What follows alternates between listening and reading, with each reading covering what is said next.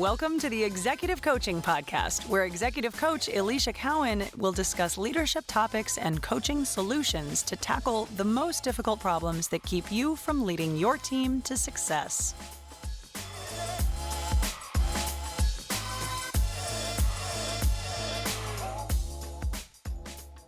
Hi, leaders. Welcome to episode number 10 of the Executive Coaching Podcast. I'm Alicia Cowan, and I am going to talk about burnout today. A lot of collective you that I've been talking to in different groups have been bringing this up a lot lately. And so I want to dive in. I want to help you work through this topic. As I always do, though, let's start off on a fun personal note. A lot's been going on this spring. It's late March as I'm recording this, and we're still in the process of building our houses. I say houses because my mother-in-law is moving here and building a house as well, so it's kind of fun. She's across the street in a different neighborhood, but near us. But the windows went on our house in the past week. We've got the outside of the house completely wrapped up in the Tyvek wrap or whatever it is. And so they're starting to basically finish the outside so they can move inside to the pre-drywall stage. So getting into the point where drywall is on its way. So just to see windows going on was really exciting this past week. And for us here, we have a 13-year-old daughter that is a competitive cheerleader, and we are in the thick of competition season. So we are headed to a competition this weekend in Tampa and had one last weekend in Orlando, and we're going back to back with lots of cheer comps. And by the time this airs, we will be headed to the Taylor Swift concert. So she has 3 different shows here in the Tampa area, and we are going on one of the nights with, 3 of our 4 daughters. So we're taking everyone to the Taylor Swift concert, and should be a lot of fun. Everyone's dressing up as different Taylor Swift eras. So we'll tell you more about that next time. But let's dive in. Let's talk about burnout. So here's what I'm hearing. A lot of you, again, are experiencing this, and not only for yourselves at times, but also potentially your teams and maybe even the enterprise. So I want to help you work through this. A little bit of a background. The term burnout first coined back in 1974.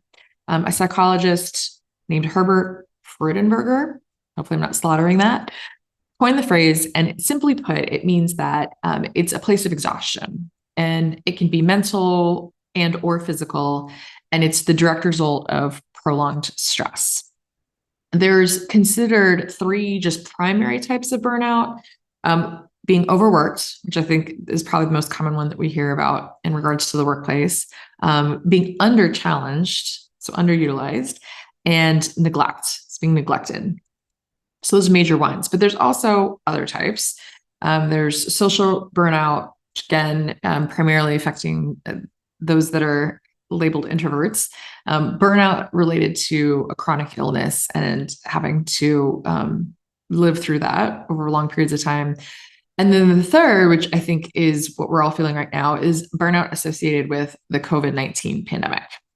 And so the difference between feeling burnout and stress is basically it's if we have general life stress due to life circumstances or work, it's common, but it's not exactly the same.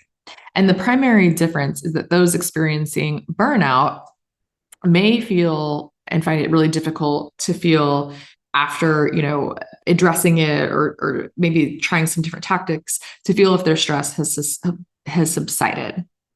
So burnout looks a lot different than just having a really stressful day or even a long stressful week, in that kind of episodic stress is typically followed by recovering from it and then being able to return to a sense of equilibrium.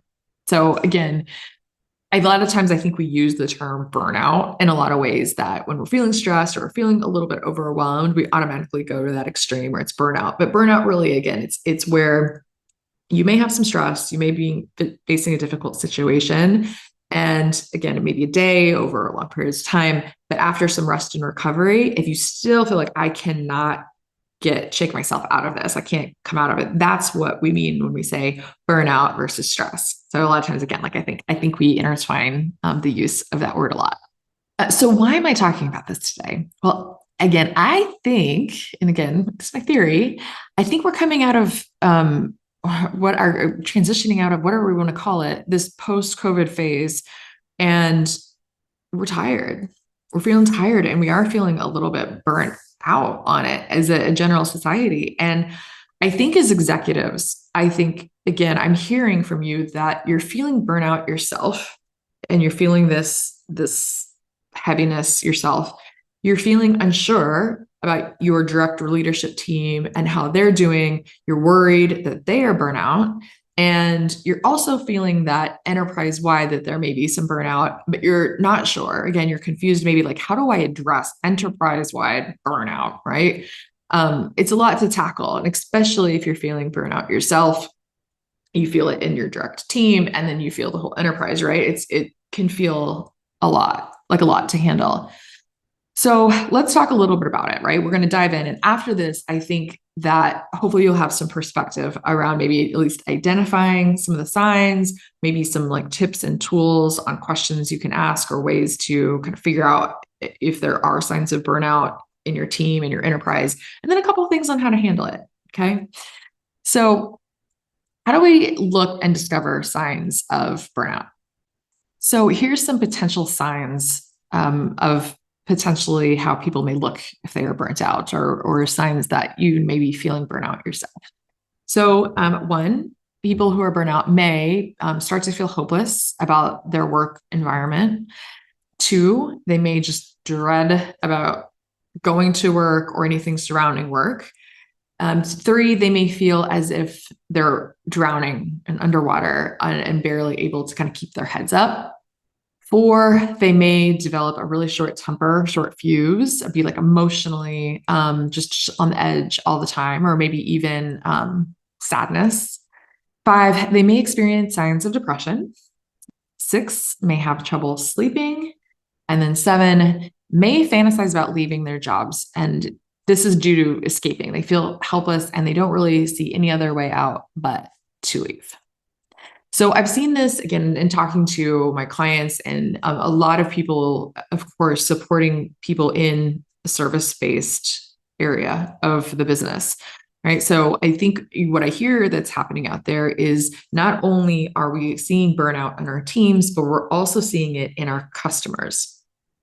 You know, for those that are customer facing, I think we're seeing that again, this post-pandemic like burnout and exhaustion is coming out from customers to our team and our customer facing associates, and there seems to be, it sounds like, a lot of anger out there. And I think that can affect, of course, the teams that are supporting. And of course, again, we want our teams to be friendly to customers, helpful to customers, but I think even as we go through the workday, it can be difficult, right? If we're in those service-based industries, and then the turnover occurs, we have a lack of staff that are helping to support the customer. Customer is even more frustrated because there's longer lead times or longer wait times and things like that, or they're not getting the support they need because maybe someone's new and not as experienced in understanding that. And again, it's just this whole cyclical thing. And again, that's just one service-based customer-facing industry, but I think there's so many other ones, right, where people are interacting and really on the front lines to the end client and the customer. And so I think we're struggling, right, with this emotional management. So I hear a lot of that. I also hear, about, again, financial difficulties and a potentially looming recession and all of that, where even generational differences are coming out about people and how they experience burnout. Some people feel, hey, if there's financial pressures, potentially looming financial hardship that is on the horizon, people are like leaning in of like generationally, like you need to really like work harder and make sure that you're putting in more hours and showing more value and more worth and all of that. And there's certain generations that are like opting out, right? And we're seeing that, right? Where people are like, no, thank you. I'm not willing to do some of this work and work this hard. And so this burnout and how people are experiencing it, whether, again, whatever industry they're in or what, generation or whatever financial situation they're in. And again, not to discredit that, I'm not saying that people shouldn't necessarily be where they are, but I think as we're talking about this topic today, we understand like why it's contributing to some of the burnout in the workplace and what's happening.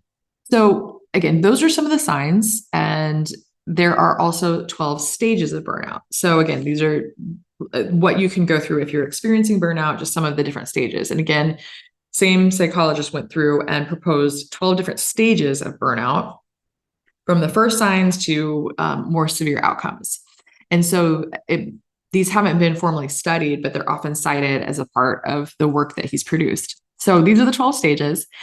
So number one, having an excessive drive or ambition, definitely guilty as charged there. 2, pressures on yourself to work even harder. 3, then neglecting your own needs. 4, dismissing your problems. So just not addressing them and ignoring them. 5, not giving yourself enough time for your needs outside of work. 6, denial, impatience. So again, emotions wearing very thin on the surface and just really can be reactive. 7, withdrawing.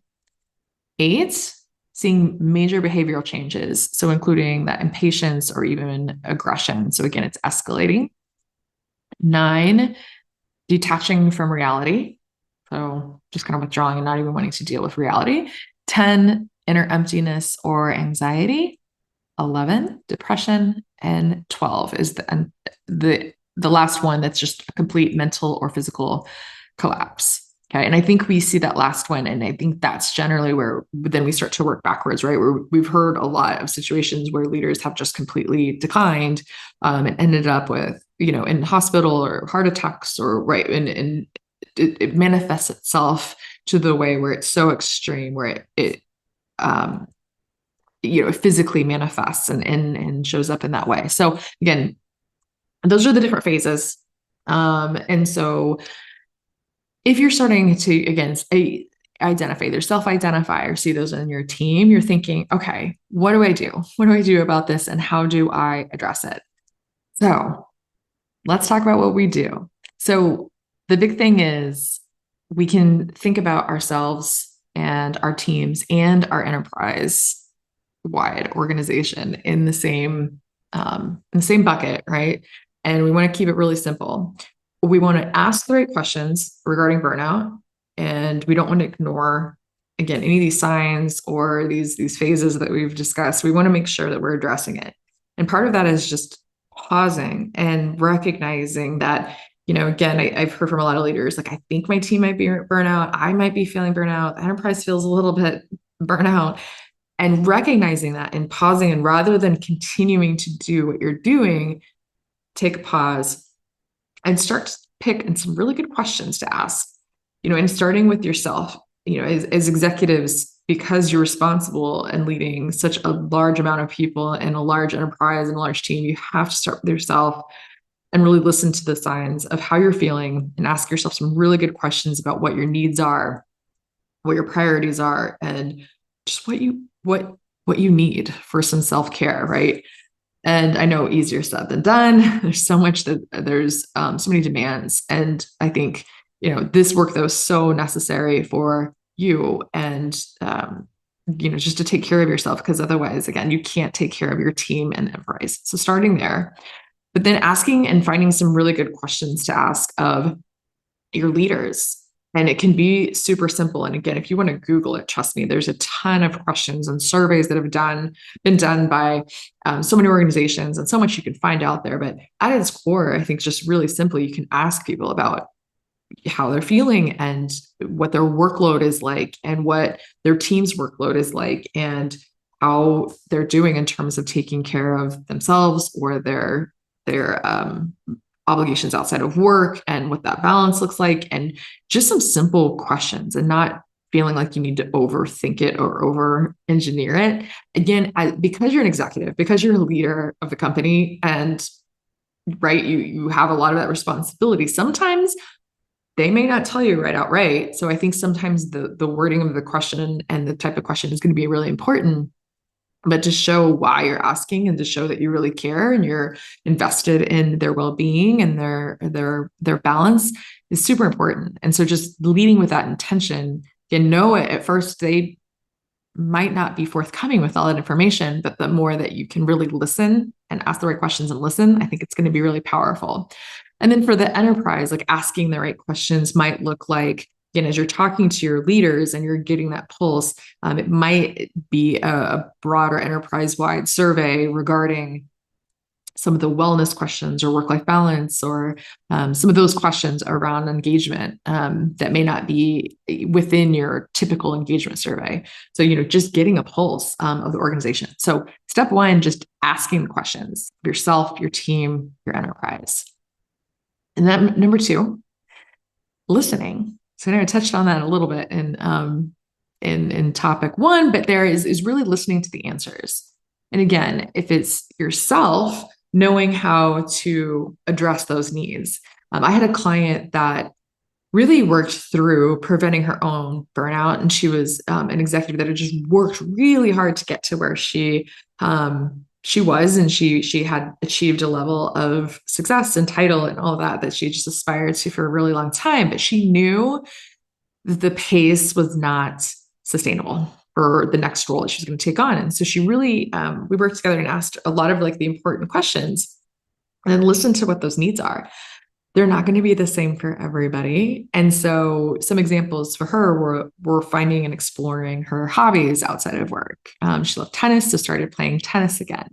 She was really into maintaining her fitness and started working through with that fitness plan and what that would look like within her work schedule in her day.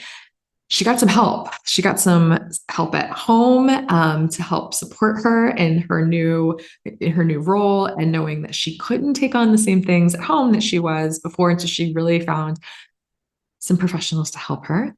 She had really great conversations with her spouse. And luckily she has a great partner that is supportive of her, but had some really great conversations about again, what that division of responsibilities for childcare and help at home and all that would look like.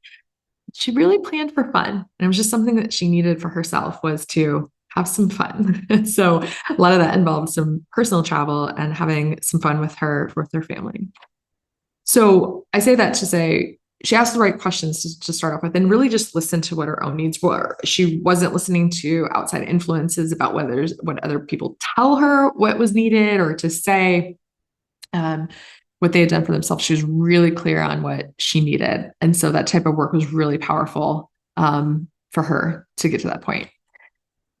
So the last step in this is, after you listen to the answers, and again, if we're talking about your team, potentially listening to the answers that they're giving you as you're asking these questions. And if you did the survey, it's looking at those results and listening to them and about what they're telling you across the enterprise. Then the third step will be responding.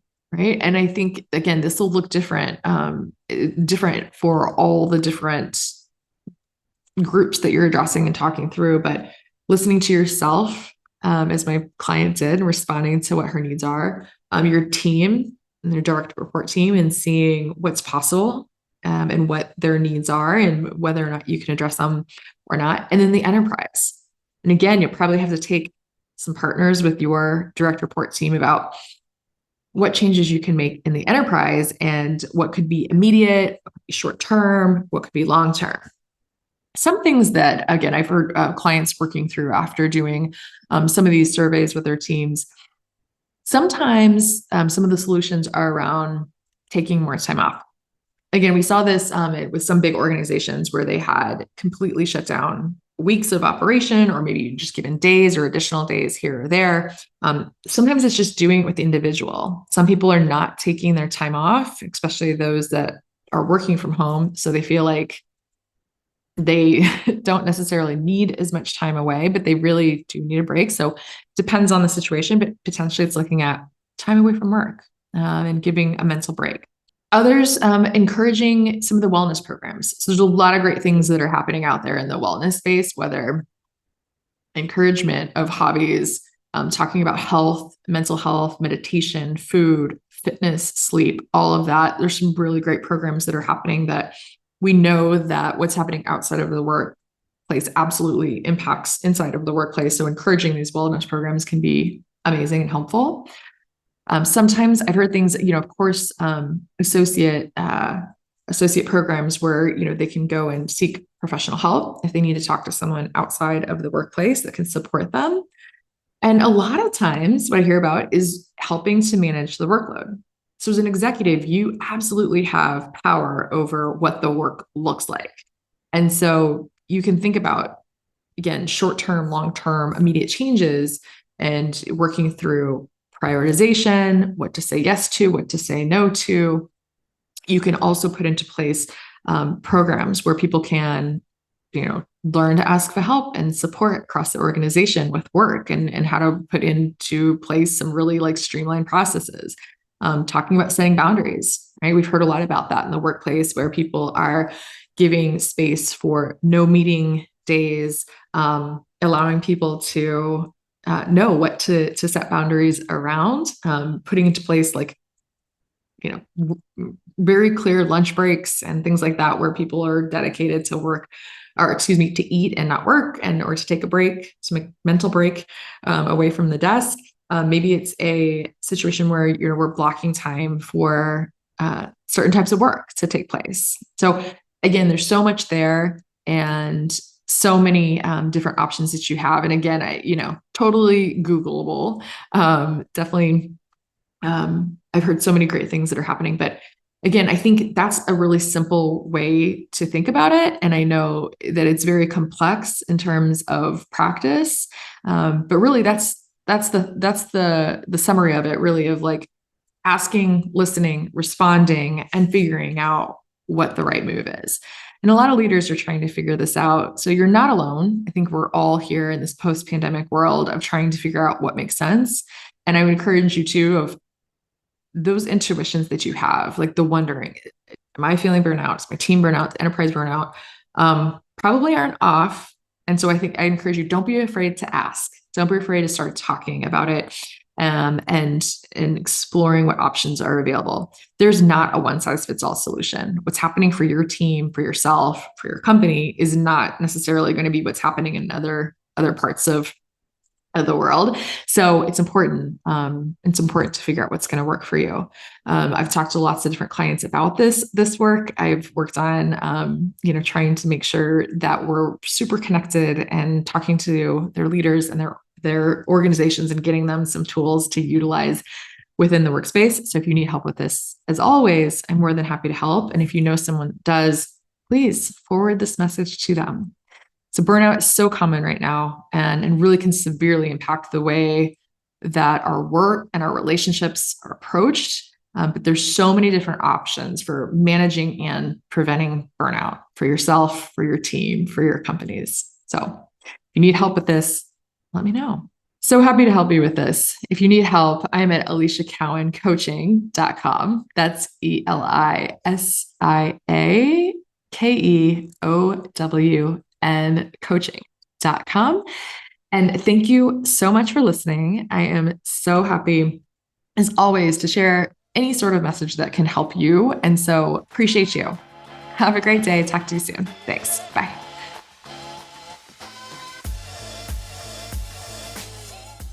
Thanks for joining us for this episode of the Executive Coaching Podcast with Alicia Cowan. If you're ready to have an executive coach who's ready to help you lead your team to success, then book an introductory call at aliciacowancoaching.com/call.